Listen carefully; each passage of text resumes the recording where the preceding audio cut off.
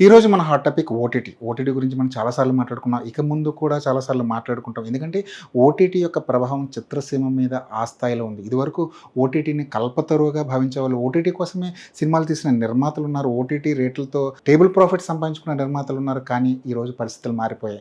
OTT చేతుల్లోకి cinema మొత్తం OTT కబంధ హస్తాల్లో సినిమా పరిశ్రమ మొత్తం వెళ్ళిపోయిన పరిస్థితి మనకు కనిపిస్తుంది. ఓటీటీ రేట్లు గిట్టుబాటు అయితేనే సినిమాలు రిలీజ్ చేసుకునే పరిస్థితి కూడా మనకి కనిపిస్తుంది. చాలా సినిమాలు ఇండస్ట్రీలో రిలీజ్‌కి రెడీగా ఉన్న చాలా సినిమాలు షూటింగ్ అయిపోయి పోస్ట్ ప్రొడక్షన్ కూడా అయిపోయిన చాలా సినిమాలు ఓటీటీ డీల్ అవ్వని ఒకే ఒక కారణంతో రిలీజ్ డేట్ కూడా ప్రకటించుకోలేని దుస్థితిలో ఉన్నాయి. అలాంటి సినిమాలు లిస్ట్ చేస్తే చాలా చాలా సినిమాలు కనిపిస్తాయి.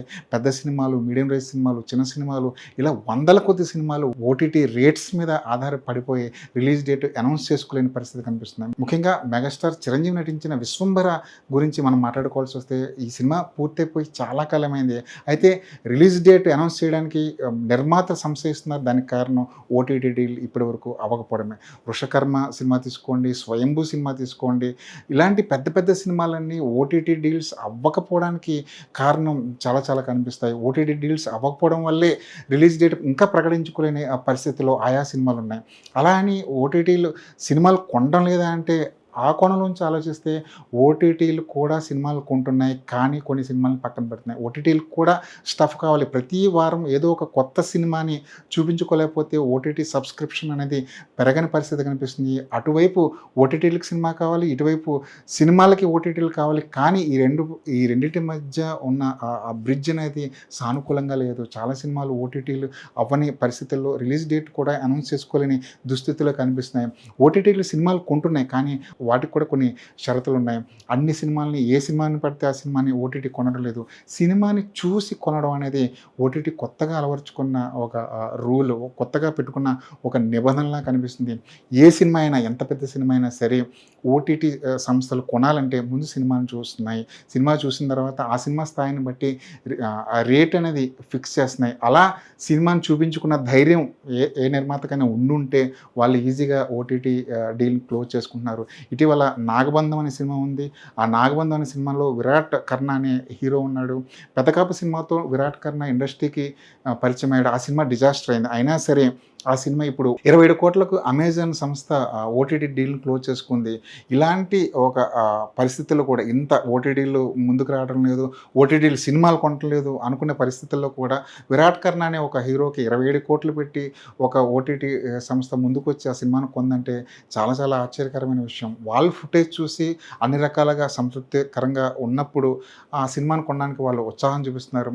ఓటీటీ సంస్థలు ఈ మధ్య కాలంలో చాలా సినిమాలు చూసాయి.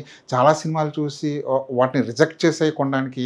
అంటే ప్రొడ్యూసర్లు ఇక్కడ ఆలోచించుకోవాల్సిన విషయం ఏంటంటే ఓటీటీ సంస్థలు సినిమాలు కొనడానికి, డబ్బులు పెట్టడానికి వాళ్ళు సిద్ధంగానే ఉన్నారు. మన దగ్గర ఒక మంచి కంటెంట్, మన దగ్గర ఒక మంచి ప్రాజెక్ట్ ఉందా లేదా అనేది ప్రొడ్యూసర్లు ఆలోచించుకోవాల్సిన పరిస్థితి ఉంది. ఓటీటీ జోరుకి కళ్ళెం వేయాలంటే ప్రొడ్యూసర్ల దగ్గర ఉన్న ఒకే ఒక్క మార్గం కంటెంట్ మీద దృష్టి పెట్టడం.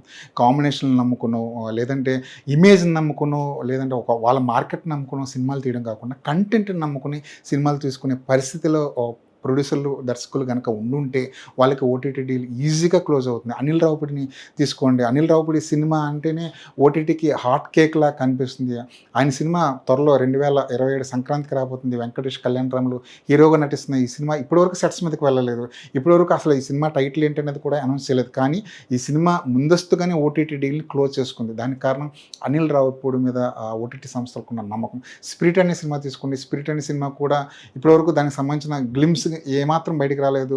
కాంబినేషన్ చూసి ఓటీటీ సంస్థలు ఈ సినిమాని భారీ రేటుకి కొన్నాయి. అది కూడా ప్రభాస్ కెరియర్‌లోనే బిగ్గెస్ట్ డీల్ అని బయట ప్రచారం జరుగుతుంది. అంటే ఓటీటీ సంస్థలు డబ్బుల మీద, సినిమాల మీద పెట్టుబడి పెట్టడానికి రెడీగా ఉన్నాయి. కానీ ప్రొడ్యూసర్ల దగ్గర అలాంటి కంటెంట్ ఉందా లేదా అనేది చూసుకోవాలి. కంటెంట్ మీద నమ్మకం ఉంటే, కంటెంట్ బలంగా ఉంటే ఓటీటీ సంస్థలతో డీల్ చేయడం ఏమాత్రం కష్టమైన విషయం కాదు. ఓటీటీ సంస్థలు కూడా ప్రొడ్యూసర్ ఫ్రెండ్లీగానే ఆలోచిస్తున్నాయి. ఒకవేళ సినిమా కంటెంట్ బాగుంటే డబ్బులు ముందుగా ఇస్తున్నాయి. లేదంటే సినిమా హిట్ అయితే 10%, 20% ఎక్స్‌ట్రా ఇవ్వడానికి కూడా ఓటీటీ సంస్థలు ముందుకొస్తున్నాయి. ఇలాంటి పరిస్థితుల్లో ప్రొడ్యూసర్‌లకు కావాల్సింది తమ కంటెంట్ మీద నమ్మకం. ముఖ్యంగా ప్రొడ్యూసర్‌లు చేసుకోవాల్సింది ఏంటంటే బడ్జెట్‌ని కంట్రోల్ చేసుకోవాలి. 20,00,00,000 ఇమేజ్ ఉన్న 20,00,00,000 మార్కెట్ ఉన్న హీరో మీద 40,00,00,000 పెట్టడం అనేది చాలా చాలా క్లిష్టమైన పరిస్థితుల్లోకి ప్రొడ్యూసర్‌లు నెట్టేయడం అవుతుంది. 20,00,00,000 మార్కెట్ ఉన్న హీరోకి 20,00,00,000 సినిమా తీసుకుంటే ఖచ్చితంగా ప్రొడ్యూసర్ సేఫ్ అవుతాడు. కానీ ఇక్కడ పరిస్థితులు మారిపోతున్నాయి.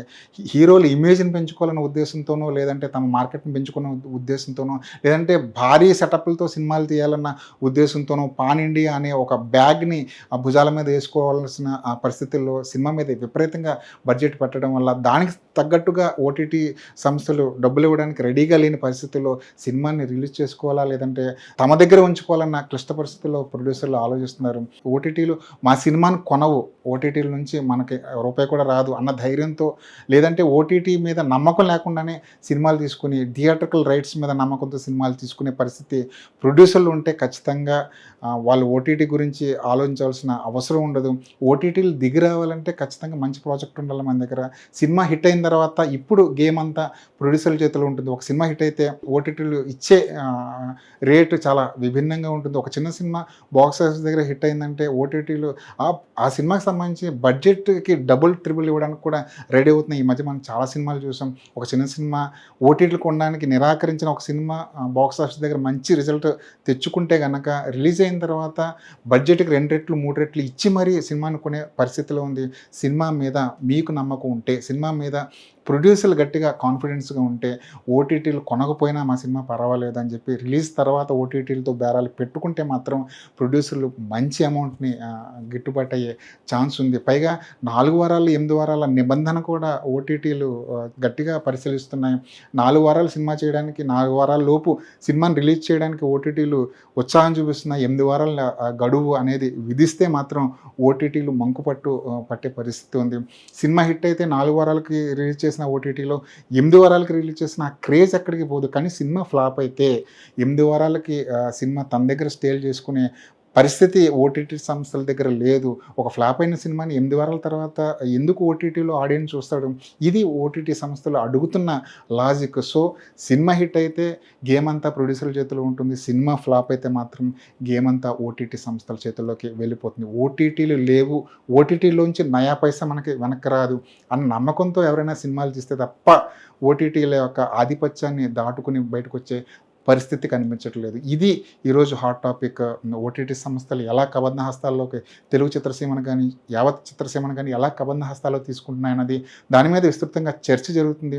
ఓటీటీల మీద ఆధిపత్యం కొనసాగించాలంటే ప్రొడ్యూసర్ల దగ్గర మంచి కంటెంట్ ఉండాలి.